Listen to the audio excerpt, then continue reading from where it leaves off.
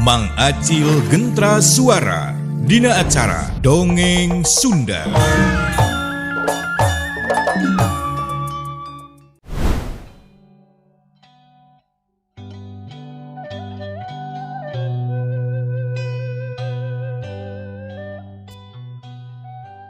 Nya sanggeus nyacapkeun ka sono harita Nini Ratmi terus ngareret ka Iwin bari pok nyarita. Nyai gelis, bagja geuningan adi hidup teh nama geus kapanggih ieu kumaha anu dicita-cita di teangan teh hayang panggih deui ayeuna kalaksanake. Emak teh muji syukur ka Nu Maha Agung. Bunga pisan geus dipanggihkeun jeung budak emak anu leungit. Tah ayeuna emak teh hayang apal kana lalakon hidup anu sabenerna. Nepikeun ka hidup papanggih jeung anak emak. Kumaha tah? Sok caritakeun ka emak.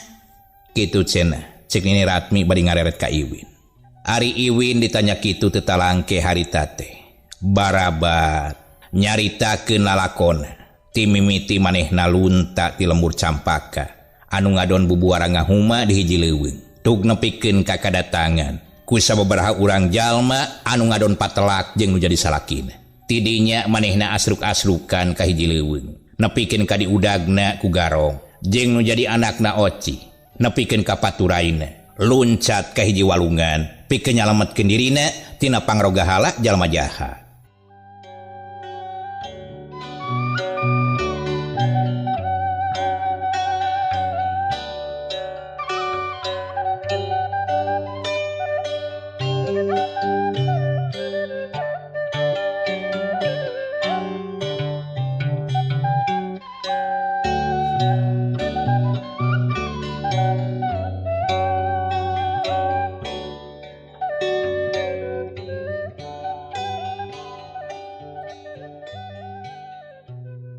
Iwin teu karasa bari jeung sarinakdak manehanana kusabab nepikeun ka papisahna jeung kulawarga anu teuing kumaha nasibna nepikeun ka ayeuna.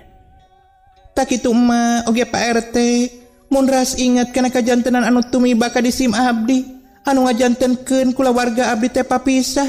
Abdi sok ngarakacak duka kumaha nasib anak-anak abdi. Leung lamun Oci salamet oge abdi teh hoyong tepang tah jeung anak abdi Darman. Kitu tak emak? Kurang ajar tah setan ala si Gaper. Dagoan aing tadu bakal maragat ke nyawa sia. Kurang keneh sia teh kurang puas. Nepikeun ka sia tah boga maksud arek numpur ludeskeun ka anak turunan aing. Kitu cenah cek Nini Ratmi bangun nafsu pisan kanu ngaran bieu disebut kumanehanana. Ari Pak RT unggut-unggutan harita teh bisa ngamaknaan naon anu geus kejadian ka kulawargana Nini Ratmi.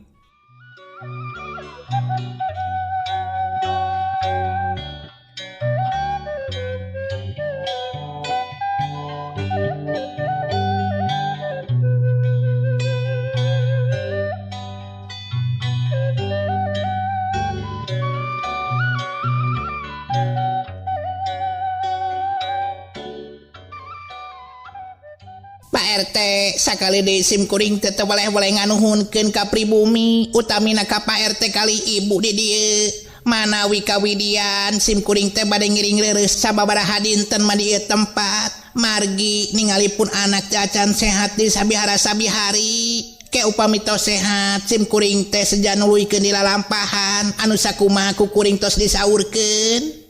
Kitu cenah cik Nini Ratmi bari ngareret ka Pak RT. Mah kuring teh teu ngarasa kaberatan malah mah kuring teh ngarasa bungah tur bagja ku ayana emak jeung budak emak malahan mah kuring teh nganuhunkeun pisan ku kadatangan emak jeung budak emak teh nya ku akibat tas tarung dina peuting harita eta kajadian anu rek tumiba ka ieu lembur teh bisa kacegat kitu tah mah. Nuhun pisan atuh Pak RT katampi ku emak. Kuring jeung budak kuring teh ngarasa bungah lan sugema kana panampian ti Pak RT saperti kieu. Kitu cenah cek Nini Ratmi teu weleh-weleh nganuhunkeun kana kahadianana Pak RT. Nya satuluyna mah Pak RT Nini Ratmi oge Iwin terus uplek ngarobrol sagala ditanyakeun nanyakeun kana kejadian-kejadian anu geus lumangsung ka lembur Kalangpari hayang apal ti mimitikna nepikeun ka kejadian anu sabenerna. Bari jeung dihaminan ku Nini Ratmi, manehna geus boga sangkaan anu pinuh yen anu geus ngieun kaonaran kaributan kasabaraha lembur teh moal salah deui akibat anak buahna si Gaper nu jadi musuhna.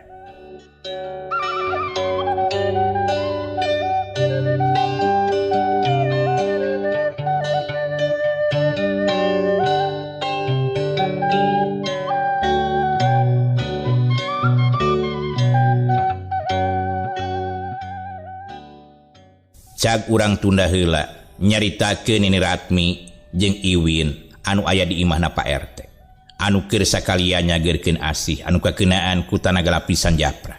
Ayeuna urang kocapkeun di hiji poe reangna sasatoan anu disarada disabuleureun eta wewengkon estuning mantak kelar jeung mantak waas. Ari eta lemur teh papentas-pentas jeung lemur anu dipake reureuh ku Nini Ratmi oge Iwin. Nya aya hiji kulawarga anu sapopoena tukang buburuh ngarit.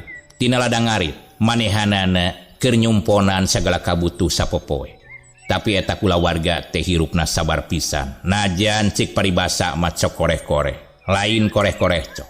Estuning maranehna mah geus bisa ditutur ku kabingung, ditatar-tatar ku kasusah, diaping ku kapeuri. Geus jadi kabiasaan dina lumampah maranehna, dina nyorang kahirupan sapopoe. Komo lamun tepikeun ka aral jeung subama jauh tina bahasa eta sabab ceuk pamikirna sugan jeung sugan kahareup mangih kabunga jeung kabagjaan.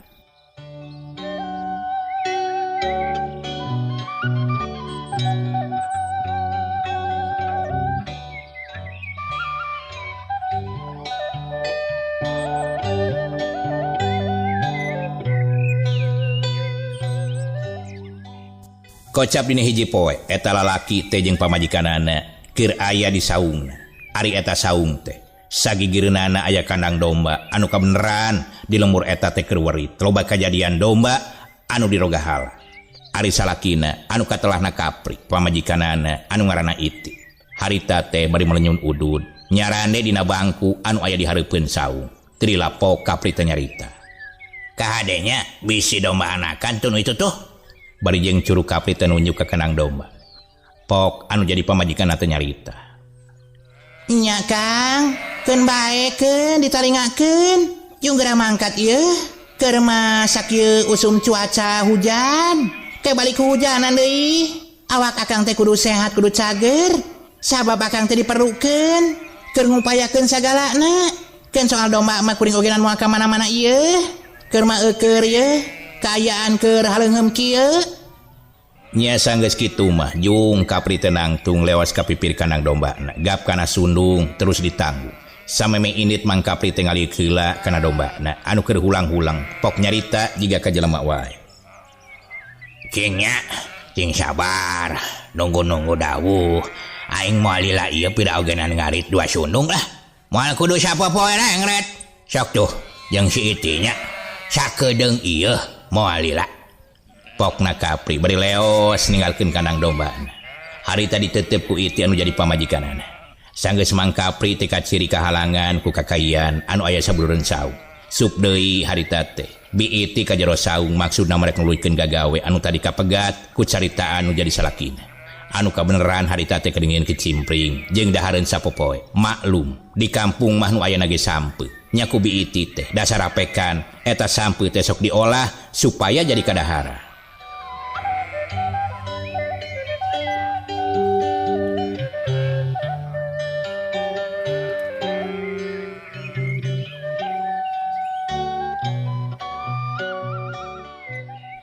Ya Allah Gusti Nu Maha Suci mugi-mugi sing salamet disehatkeun teh salaki abdi teh dijag-jagkeun. Kitu deui ingon-ingon abdi sing mahayu kana kabutuh abdi. Najan abdi jeung salaki abdi teh hirup dina kaayaan pas-pasan, abdi pasrah lan sumerah. Dararasaan mah kurang kumaha salaki abdi teh usaha teh terus usaha. Sok sanajan hirup di saung sagede teu lipiit ke. Najan salaki abdi ngan ngandalkeun buburuh ngarit ogenan abdi teu nampi. Kana naon anu tos dipasihan ku Gusti. Abdi sadar mung ka Gusti. Nyuhunkeun tulung. Kahayang mah abdi ogenan cicing teh di imah gedong sigrong. Tapi da abdi tumampra kana kaayaan Gusti. Kitu cenah gerentes nah teh biiti. Sabot keur ngagerentes kitu teh karasa berbay anu masihan kana pipi biiti. Gap leungeun anu pinuh ku sampeu teh nyusut pipina. Atuh eta pipina teu sadar barodas ku sampeu meunang maru.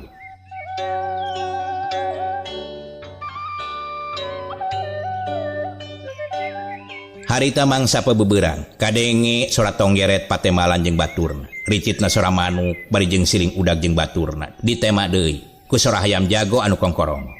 Jung biiti teh nangtung leos kaluar. Sanggeus aya di luar eta saung. Terus nitenan kaayan di sabuleureun eta saung. Reangna manuk dudut jeung lontrok. Anu patemalan nambah-nambah ka hariwang biiti. Anu inget ka salakina keur ngarit. Sok kasieun bisi hujan. Ngeundeuk sababaraha jam ti harita. Biiti masih kena ngagesruk marud, bari jeung kadaharan tina sampeu. Geus kitu biiti teh kaluar ti saung. Terus alak ilik ka kandang, tapi tetela anu jadi salakina teh can datang keneh wae. Pok biiti teh ngagerentes dina hatena. Kakekena ka mana salaki aing teh can balik wae geuningan. Geus liwat di tengah poe ieu, da biasa mangarit sakitu matara bet sapopoe komo mulang wanci bedug matara ieu. Nah tuluy ka mana nya? Kitu pok nabi iti bari panon melong harita teh ka jalan nu dipake balik lamun tas ngarit ku salakina. Sabot keur ngahulang kitu irung biiti teh ngambe bau hangus. Korejat biiti teh ngorejat. Ingat kana susupananana. Tuluy balik deui ka dapur. Alah langsung ka saatan beuh teuing mani garing kieu bau hangus. Ampun aya wae ieu mah ye. Cek biiti. Mani hari weus-weus kutub kendang di jero saung. Harita mangkapri kakara balik tas ngarit jukut teu lapok nyarita nempo biiti anu keur kanca kincih di jero saung. Alah teh alah kunaon atuh? Naon nu kagaringan? Sok lalawora kitu di barang gawe teh yeuh. Ulah loba ngalamun bisa cilaka. Kitu cenah cek mangkapri. Ngadenge sora salakina geus balik. Biiti mani bungaheun terus nyiuk cai harita teh dina jemlung teu dilak lucur manjur langsung heula. Samemeh ngajawab kana pananya salakina. Deng, teuing akang ngampura ieu. Lain kuring ngalamun ngan tadi teh kuring teh kadeukeutan kandang domba nempoan teh bisi domba teh anakan teu sadar teh kuring teh keur seseupanan. Kitu teh akang. Kitu cenah cek biiti. Sanggeus ngarasa dijawab mah ku pamajikanana. Leos mangkapri teh ka kandang deui. Maksudna mah arek marab domba. Da geus kadenge harita teh raeng, geus waktuna dipara. Sanggeus marab domba leos mangkapri teh ka cai. Maksudna mah arek bebersih.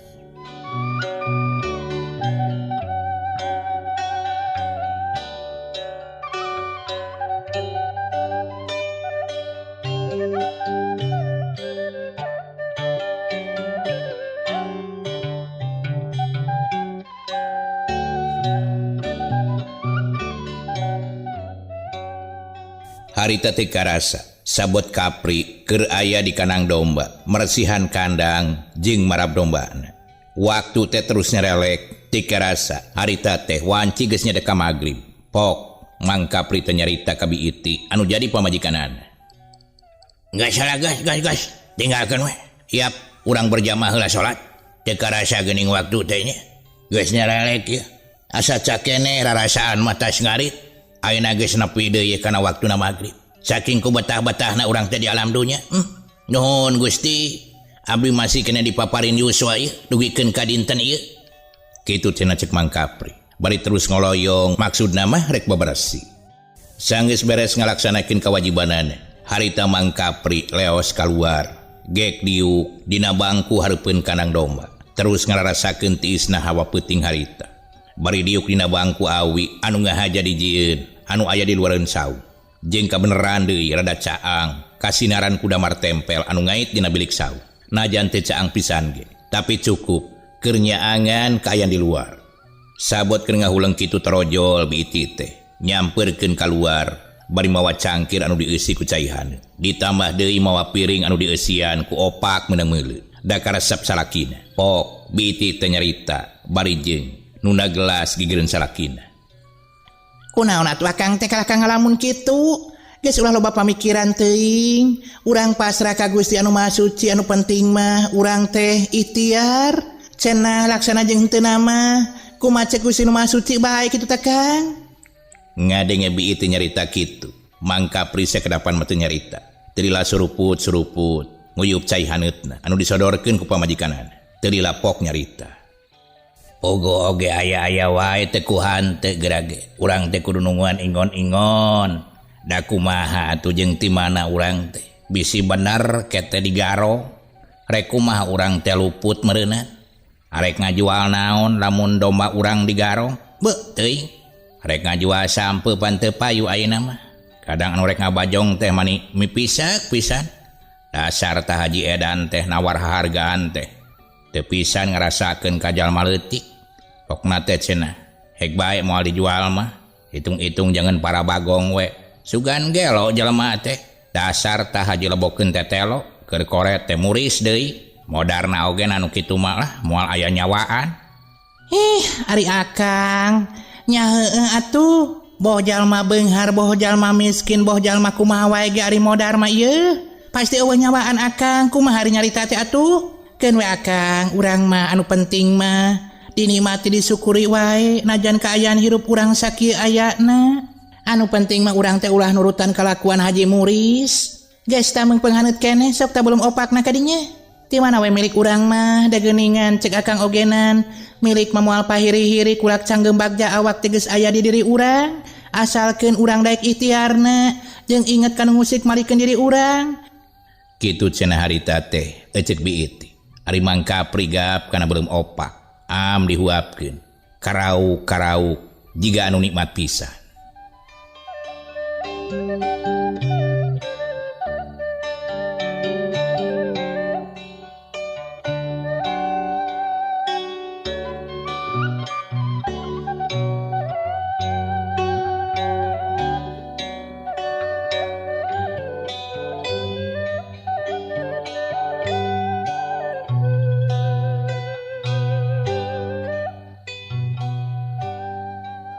Sabot keur anteng ngobrol kitu kadenge domba tereang di sarada mani rame gebeg mangka pri tereuwas kek buah-buah domba terek aya nu nungtun tuh alah teuing mani raeng kitu tah di sarada cika diekeun oncor mana cek mangka pri harita teh sabot nyarita kitu kadenge surah anak domba anu kakara borojol teh kadenge ku biiti pok biiti teh nyarita Alah, alhamdulillahirabbil alamin Kang. Domba teh anakan jigana teh.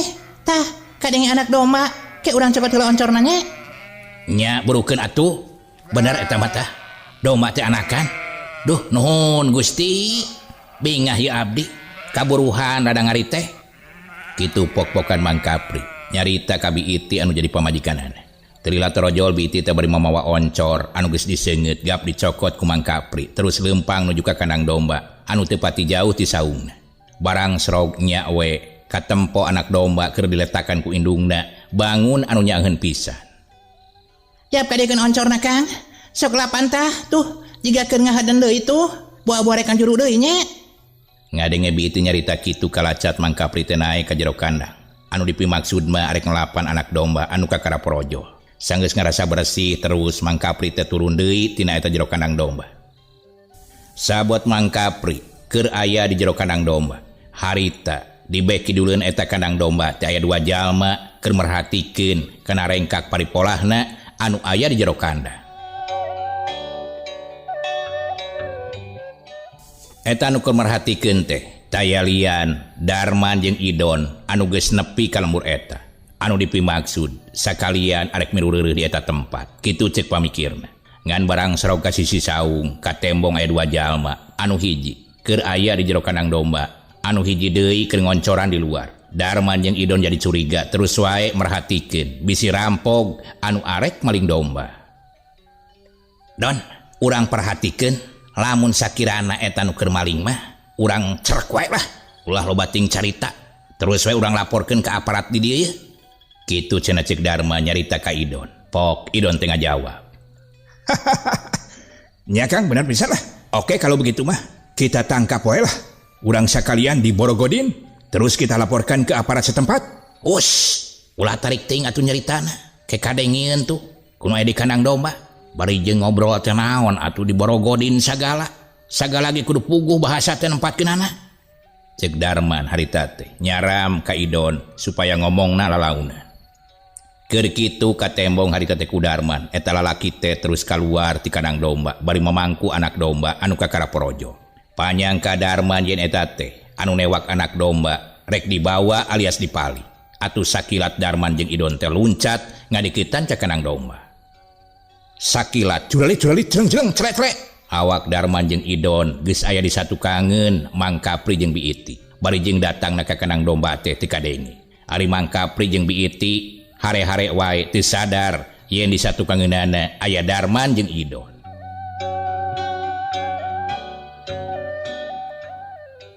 Barang Biiti malikeun awakna maksudna arek mirunseuneu supaya haneuteun jeung eueuh reungit utamana mah. Gebeg. Biiti teh ngarenjag reuwas. Teu sadar harita teh bareng jeung muragna eta oncor anu dicekel ku Biiti.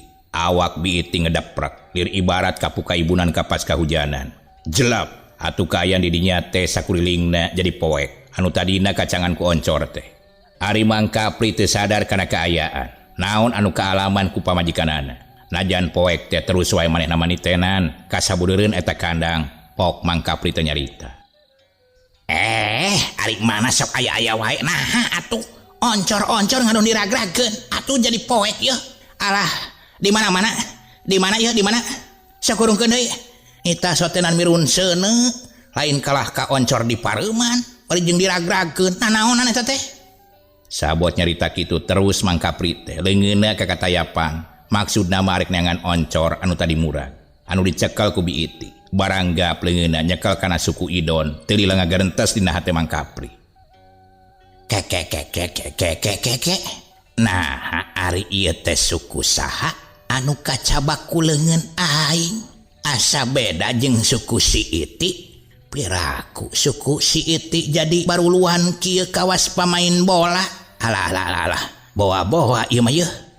Cacap nyarita kitu. Bray aya remeng-remeng rada kaciri caang di sabuleureuan eta kandang domba. Jung nangtung Mang Kapri teh. Kaciri aya dua wujud ngabeleg-beg. Mang Kapri teh ngageter awakna terus ngadeg-deg bari pok nyarita.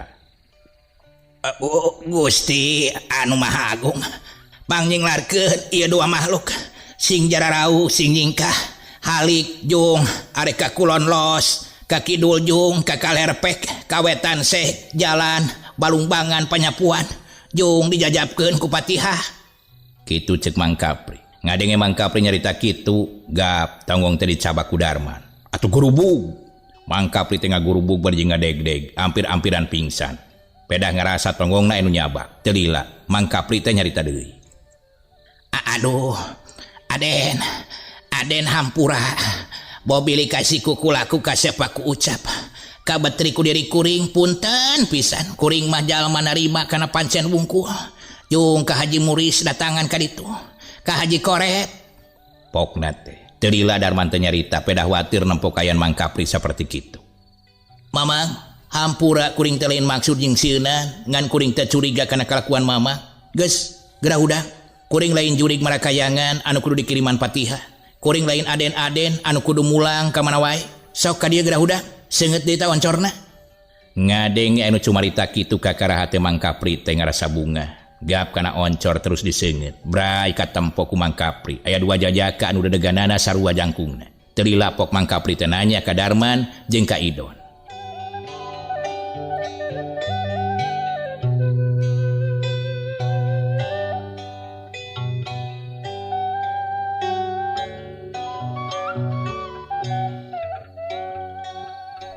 Dupi Aden, saha bade ka mana?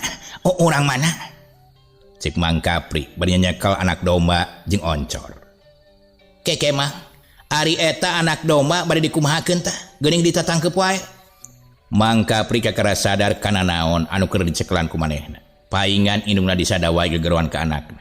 Sot dilesotkeun bari jeung dideuketkeun ka indungna. Sanggeus kitu, anak domba teh terus diletakan ku indungna. Sanggeus nutupkeun deui kandang dombana gog-nagog maksudna arek ngahudangkeun ka Biiti anu tadi pingsan basa nempo Darman jeung Idon.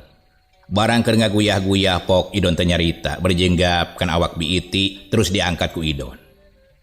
Wios Mang, keun ulah diguyah-guyah engke ge sadar nyalira, keun kukuring dipangkul dikasaungkeun. Sok Mamang ti payun urang candak. Regeyeng awak Biiti teh ku Idon dipayang bangun anu hampang pisan. Tila geus aya di hareupeun eta saung barang serog teh terus Mang Kapri nita arasup ka Darman jeung ka Idon. Pok Darman teu ngagarentes.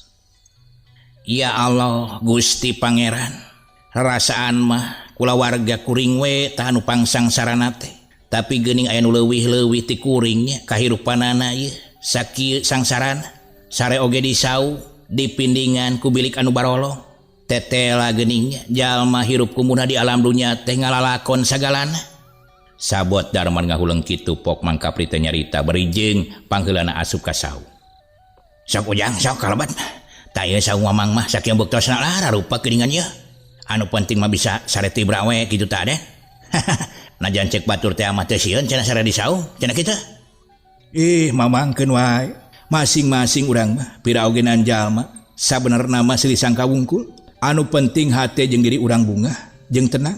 Can mungguhan sagala loba ogenan. Ari hate nama teuing kumaha, anu penting urang teh bisa sare tibra, dahar mirasa, urang jeung pamajikan bagja, kitu lain Kang Darman. Ngadengi Ido nyarita kitu pok Darman teh nembalan. Tah kitu pisan mah, naon anu bieu diucapkeun ku adik kuring teh, laras pisan, anu penting mah hate tenang. Sabot Darman nyarita kitu goledag biti teh digolerekeun dina sasaluan anu dijieun tina palupu, dianggelan ku rebig. Terus ku Darman teh disasar urat-uratna. Telila, brai beunta terus alak ilik. Geus kitu korejat, terus cengkat telila pok nyarita. Kang, eta saeta kuring di mana kene yeuh? Hirup kene atawa geus di alam gaib? Kang kadari yeuh. Ka dieu kuring tulungan. Kuring diriung ku jalma jarangkung gede yeung tulung. Nempok kalakuan biiti kitu, Mang Kapri ngadiketan gap kana leungeun pamajikanana pok nyarita. Hush, nyarita teh sok ka mana bae ari nyaneh mah. Sing aling yeuh istighfar. Sok kadinya. Salaki maneh ieu teh yeuh. Cek Mang Kapri harita teh. Ari Darman jeung Idon ngan bisa cicing wae bari jeung nangtung aja janteng. Da kabeneran deui eueuh tempat keur diuk. Ngan sakitu-kituna ngan bisa dipake ku jalma duaan. Kitu oge pas-pasan. Ngadenge salakina nyarita kitu terus biiti teh nyarita bari jeung ngusap dua dampal leungeunna. Astagfirullahaladzim ya Allah. Terus tadi anu nangtung di deket kandang domba teh saha Kang? Gas cicing. Keun ge dicaritakeun. Sok sing kumpul we heula lelembutannya nih. Sok reureuhkeun heula. Ke daguan akang rek nyongkot cai. Nya sanggeus nyarita kitu majung Mang Kapri teh nangtung leos ka juru saung anu teu pati anggang tina pangdiukan. Didinya aya hiji meja anu dijieun tina awi anu ditalian ku hoe terus dianyamkeun. Tempat paneuneunan rupa-rupa barang-barang. Aya teko, aya gelas jeung piring. Nya sanggeus kitu mah terus nyicikeun cai. Leos deui ngadeukeutan ka Darman jeung ka Idon. Anu maksudna mah biiti arek dibere nginum.